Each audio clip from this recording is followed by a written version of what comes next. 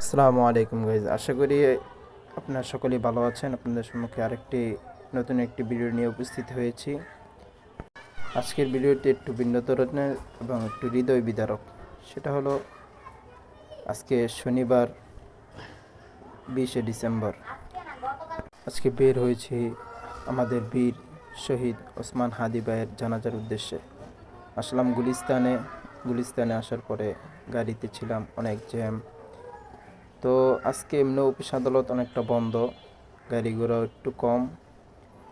পরে আসলাম, পায়ে হাঁটতেছি, হেঁটে জানাজায় যাচ্ছি। রাস্তা দেখতে দেখতে চলতে চলতে ফার্ম গেট চলে আসলাম। ফার্ম গেট মোড়ে দেখলাম আমার দেশের সম্পাদক মাহমুদুর রহমান সাহেব, তিনি দাঁড়িয়ে আছেন। খুবই সরল সোজাভাবে তিনি দাঁড়িয়ে আছেন। আসলে অনেক প্রোটোকল নেয়, কিন্তু প্রোটোকল ছাড়াই তিনি দাঁড়িয়ে আছেন। এটা সবার ভালোবাসা। তার সাথে সকলেই মুসাফা করতেছে, দেখা সাক্ষাৎ করতেছে, সকলের সাথে হাত মিলাচ্ছে। এরপরে চলে আসলাম একবারে পুরো ময়দানে, যেখানে জানাজায় উপস্থিত লাখো জনতা শহীদ ওসমান হাদি ভাইকে বিদায় দেওয়ার জন্য। তার রাজকীয় বিদায় আসলেই সকলকে বিমোহিত করেছে এবং সে এটা পাওয়ার যোগ্য ছিল। এই জন্য আল্লাহ পাক তাকে এরকম বিদায় নসিব করেছেন। আমরা সকল হাদি ভাইয়ের জন্য দোয়া করব, আল্লাহ পাক তাকে জান্নাতুল ফেরদাউস নসিব করে। আমার ভিডিও এই পর্যন্ত গেল। আল্লাহ হাফেজ।